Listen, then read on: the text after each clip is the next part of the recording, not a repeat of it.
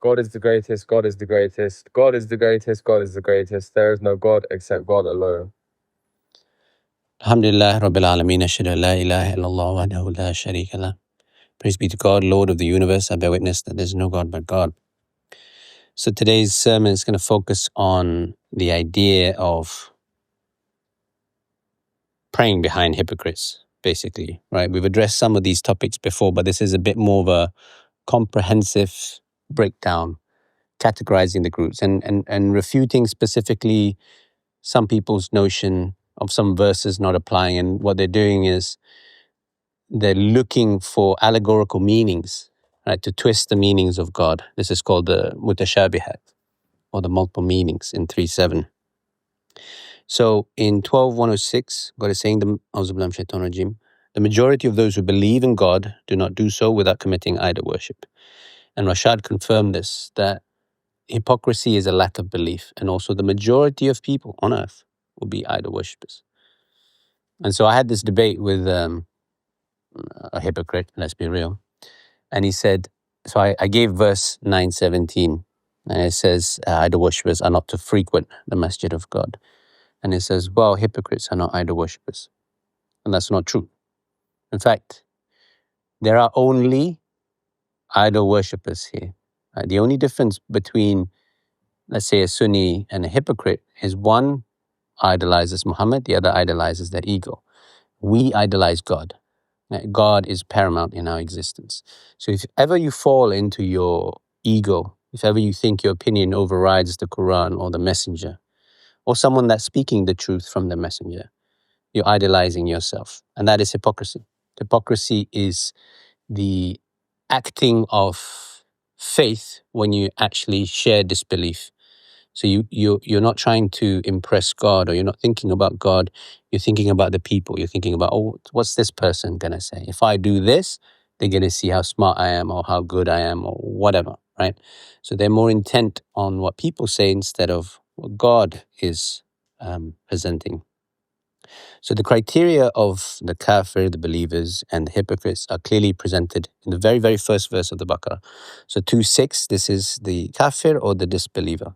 It says, as for those who disbelieve, it is the same for them whether you warn them or not warn them. They cannot believe. So the disbelievers, this qualifies atheists, agnostics. They might say, I don't believe in God, or God cannot be known. And the idea is that they want to remove God so far away from the reality that they experience, they want to attribute it to chance or whatever. These people are clearly lost and away from your lifestyle. So you don't worry about someone who says God doesn't exist, because that's not you. The dangerous ones are the hypocrites, because they say they believe, but they do not. And this is in 2:8. Then there are those who say, we believe in God and the last day, while they are not believers. The hypocrites will be in the lowest depths of hell, and you will find no one to help them. So God is clarifying in 4:145 that hypocrites go to the lowest pit of hell. That's a clear condemnation versus someone, this disbeliever who says God doesn't exist. They go to hell, but not the lowest pit of hell. And the idea is very simple. If you receive the truth and you reject it, right, you go all the way to understanding that there is a prophesied messenger in 381. You go all the way in understanding that there's miracle, code 19 in the Quran, that confirms logically, physically, tangibly that the Quran is from God. And then you turn around and say, yeah, no, this isn't enough for me, or you need more. Then it's as if you go straight to God and disregard him completely. The disbelievers, they don't get that far. This is why we have the exemption of marrying Jews and Christians, for example, right? We are allowed as men, submitters, to marry Jews and Christians, because they haven't got that close. You may have a version of the truth somewhere in the Bible, but they're slightly confused in their ideation and ideology of what God really is. So they still haven't received the full message. They haven't received the full package. They're not treated the same way. So if I test you based on, let's say, I give you one module of your course, when there's 10, let's say, and I want you to score 100%, it's not fair. But if I give you 100% or all the modules, and you have all the time and you've gone through it and you fail, that's on you. So this word qasitun is also the compromises, and this is a key element of a hypocrite. They compromise some element of their religion. So in 72:14-15, among us are those who are submitters, and among us are those who are compromisers. As for those who submit, they are on the right path. As for the compromisers, they will be fuel for Gehenna, which is hell. So God is clarifying, if you compromise your religion, then your path is hell. You belong in this lowest depths of hell. And what does it take to compromise? And this is a compromisation. This is a basic compromisation. The question is asked, can I pray behind a hypocrite, a disbeliever, an atheist, an agnostic, someone who's just parroting my movement? The argument that they would say is that it's not prohibited directly. Therefore, you might avoid it, but you can't say it's prohibited. Now, if you're looking at the parable of dietary prohibition, this is true. God gives a direct prohibition. Shall I tell you what is prohibited in the Quran? And these are a very strong prohibition. Only these 4 categories, right? But God never said, shall I tell you the conditions of prayer that you must avoid, right? You must never pray behind a hypocrite or whatever. So when it's open-ended, you have to go through the verses to understand what God is saying. So the simple addressment to this issue is sin prohibited? The answer is yes. 7:3, God is saying we have prohibited sin and evil and transgression. So question 2, if sin is prohibited, you cooperating, supporting someone's sin, you get some share of that. This is true also. In 5:2, God is saying those who cooperate in matters of righteousness, they get a share therein. Those who cooperate in matters of evil and sin, they get a share therein. So someone builds a brothel or, I don't know, some enterprise to rob people or take advantage of people, some kind of scam. And if you help support that movement, that idea in some way, you build a system, you find a laborer, it doesn't matter, you have supported sin. And so you will get a share of that sin. By how much? God knows. But the point is, 5:2 and 485 makes it clear that cooperation in sin means you earn a portion of that sin. And so if sin is prohibited and cooperating in sin means that I earn sin, then it's prohibited for me to cooperate in sin. It's very simple. And the idea that a hypocrite is not sinning is a gross lie. So this is the verse that condemns and disallows us from praying in such a masjid. This is the masjid established by leaders who reject rashad or portray disbelief, hypocrisy, lies seeded deep in their hearts. They don't actually believe in God. They have a lack of belief. This is what Rashad clarifies. In 9:107 and 108, those who establish a masjid to cause harm and to promote disbelief and to divide the believers and to provide comfort to those who oppose God and his messengers, they will swear, our intentions are honorable. God bears witness that they are liars. Do not stand in it. And the Arabic here is iqamta. Iqamta is to stand. And it's the same word used for when you establish prayer.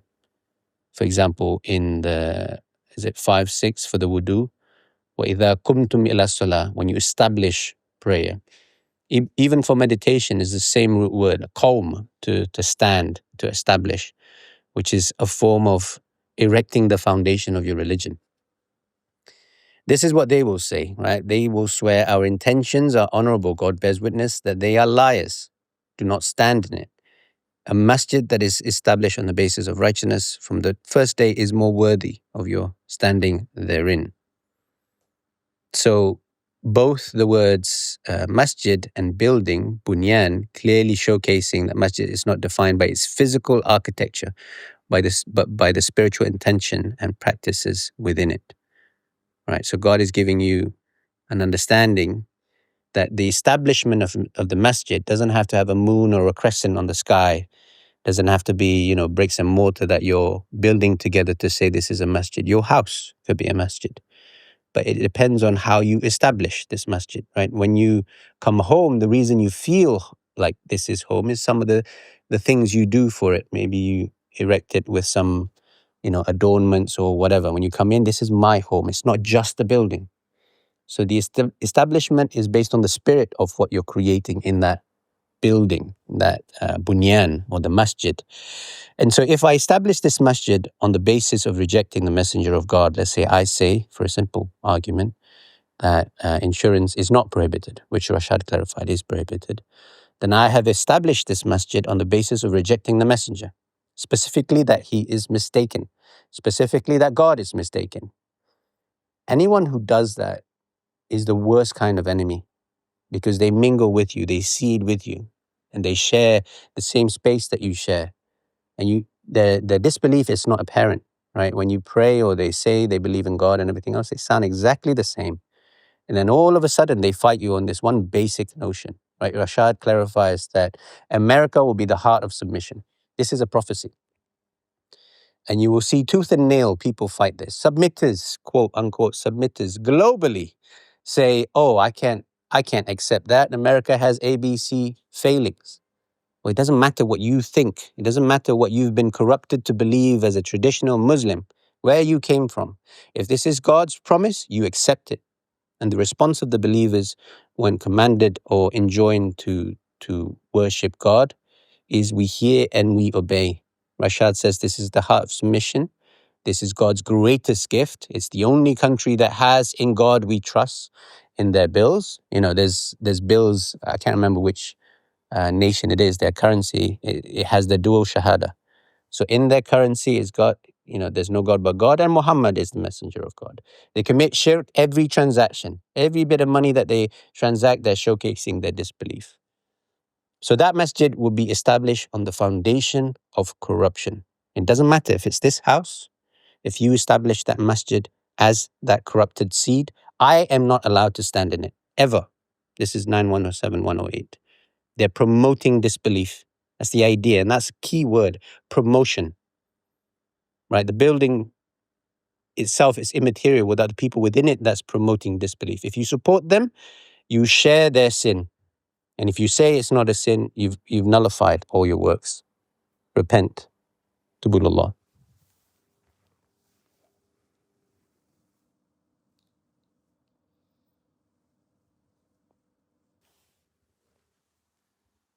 Alhamdulillah Rabbil Alameen. Ashhadu an la ilaha illallah wahdahu la sharika lah. Praise be to God, Lord of the universe. I bear witness that there's no God but God, and He has no partners. In 72:18, the places of worship, Masjid, belong to God. Do not call on anyone beside Him.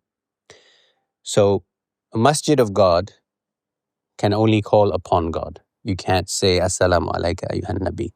Your ego can express that, you don't believe in God in some capacity. You can't be duplicitous, and that's the point. A hypocrite is duplicitous. So, the question then is about the Imam. Can you let disbelievers, hypocrites, be the leaders of the religion, the spiritual architect? In 4102, God is saying, when you are with them, I seek refuge in God from Satan rejected. When you are with them and lead the contact prayers for them, let some of you stand guard. So God is clear in the idea that the prayer is done by the believers, right? If a hypocrite, a known hypocrite, disbeliever, they want to gaggle around as a believer is leading the prayer, that's fine. But they are representation of the religion. And the representation of the religion must be the most truthful, the most subservient, the most obedient to the messenger. The messenger says A, I accept A. And if this person is knowledgeable, sincere, and devoted to God alone, he's allowed to be my leader. He's allowed to represent me in prayer. I trust him absolutely. Sure, you can find quirks and cracks in every person. But if this person B, says Rashad said A wrong, or, it's not sinful to pray behind hypocrites, they're already lying. God makes it clear throughout the Quran that He only advocates good, righteousness. He does not advocate evil and vice. This is what Rashad clarified when Abraham tried to sacrifice his son. They believed the dream. He believed the dream. God didn't tell him to kill his son. That never happens. That's only the whispers of Satan. And in the Bible, it's clear that Satan is the father of lies, right? So we know that a lie is in itself supporting Satan. Anything that is related on the foundation and the roots of deception is the support of Satan. This is how Satan wins. He makes you lie a little bit. He makes you compromise a little bit. And eventually, before long, you've so far gone, you're on the other side of the fence, and Satan is your God. And we touched on this portion in 243. You shall observe akimu, the contact prayers. So this akamta means to lead, to maintain, and the leaders they get to decide the shape and the makeup of what is being represented. Right? If I establish a mosque on the foundation of rejecting Rashad in any capacity, then you're disallowed from attending my mosque per 9107, 9108, because it promotes disbelief and it divides the believers. This is the question. In 488, people use this argument a lot, in 489 as well, that you should not divide yourself regarding the hypocrites. The question is, when is the division occurring? So if a hypocrite, a known hypocrite, says, I believe Rashad got A wrong, I don't believe the world is going to end in 2280, or I don't believe that the age of 40 is the grace of your salvation, i.e., if you die at 39, that God would guarantee salvation for you. I don't believe that. Now, at that point, you've already separated from me, because I'm not allowed to reject the messenger. You clearly are. Right? You're saying that's fine. I believe that. If you want to have a discussion, that's fine. But separation isn't just a physical movement, right? It isn't just me saying, I'm not going to go to that place anymore. It's what that place represents. And when was that representation made? When did you know about that place saying that I reject these ideas from the messenger? For example, we talk about the dietary prohibition. The separation happened when there was no desire to discuss the topic. I believe the dietary prohibitions are these restricted for, nothing less, nothing more. They believe it includes foods dedicated to other than God. For example, which could be a grape, a tree bark, whatever. If you're unwilling to discuss, you've laid your foundation. This is your masjid. Your masjid is built on the rejection that Rashad says, no, uhilla means dedicated, slaughter, an animal. You can't slaughter a grape, cut it in half. Is that what slaughtering is? So if that's your foundation, I'm not allowed to be in it. You have clearly rejected the messenger. That's one of many reasons that I can't be there. God is saying, never stand in it. Right? You've laid your foundation. That's it. Game over. But if you decide at any point in time, I would like to discuss this matter, that's fine. The believer is to invite to the truth. We're to speak with kind enlightenment. But when you reject God, I wrote an article about this. There's a difference between someone who is your enemy and the enemy of God. So Rashad clarifies in one of the audios that if you say, let's say, I have an annoying neighbor, right? They built a fence on your side of the wall or whatever. This is a personal enemy. And you are to treat them like the Bible enjoins you to treat them. Love thy neighbor.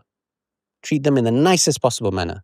If they hit you, you give them the other cheek. You help them, right? But this is different to an enemy of God. An enemy of God, which God clarifies, these are my enemies and your enemies. Right? If you're a believer, God is saying this is your enemy. An enemy of God fights God's authority or the truth.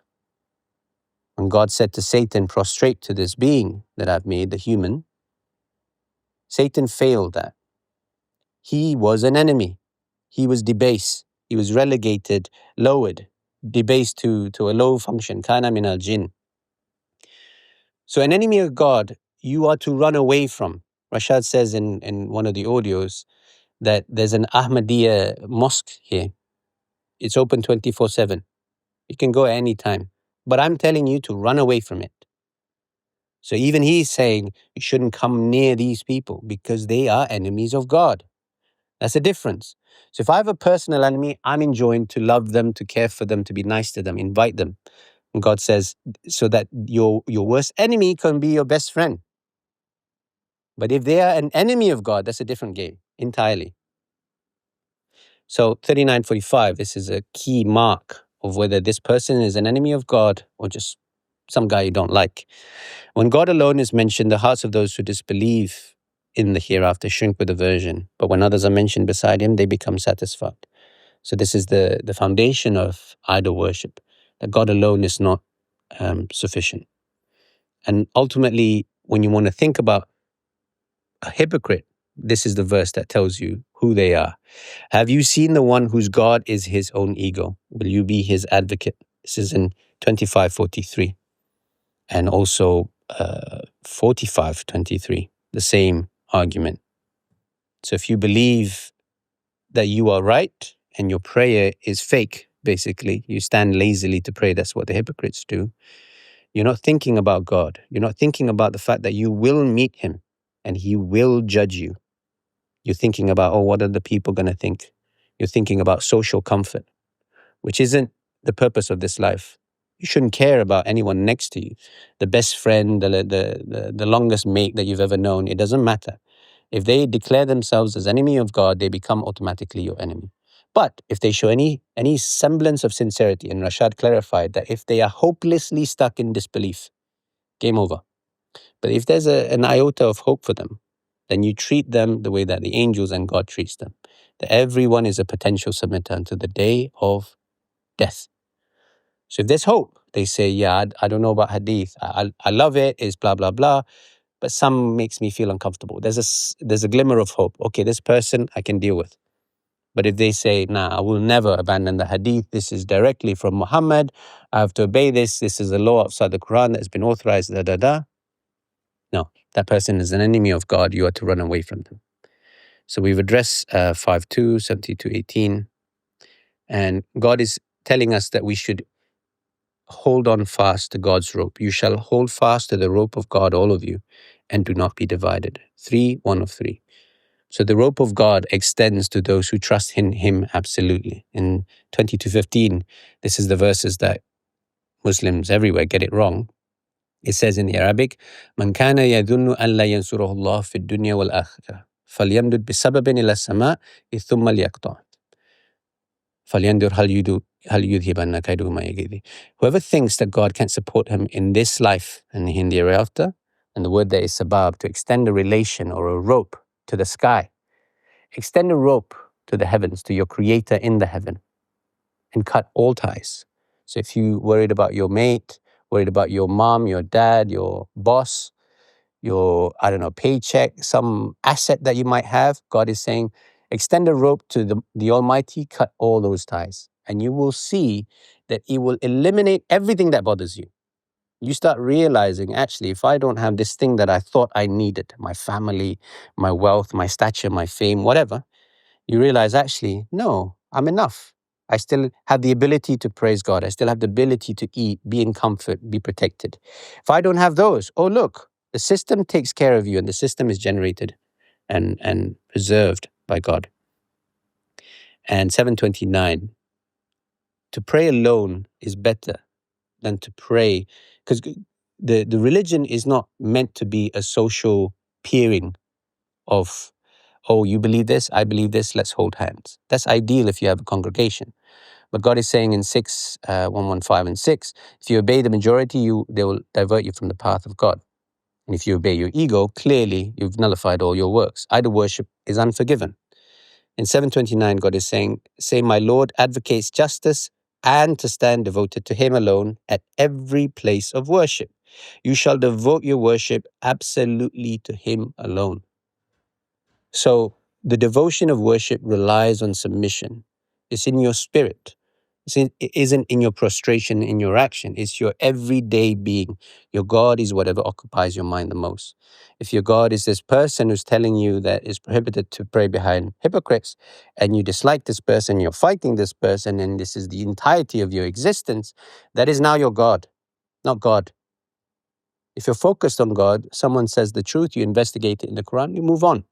You accept this is clear. The Quran disallows sin, disallows the cooperation of sin. And these are God's laws. In 2:187, these are God's laws, you shall not transgress them. And God is clarifying that this book is the entirety of everything you ever need. This is the source of law, the single source of law. You don't need to go outside the Quran to find the source of law. So if God had said, these are the only prohibitions in your prayer, then fine, you can say outside of these restricted criteria, I can add to it. But God didn't say that. God gave a general blanket statement that sin is prohibited. What's worse than saying sin is prohibited is saying that sin is not a sin. Aside the worship, you're putting your opinion above the messenger of God. And Rashad clarified, if you put your opinion above the opinion of the messenger, all your works are nullified. Akim as-salah.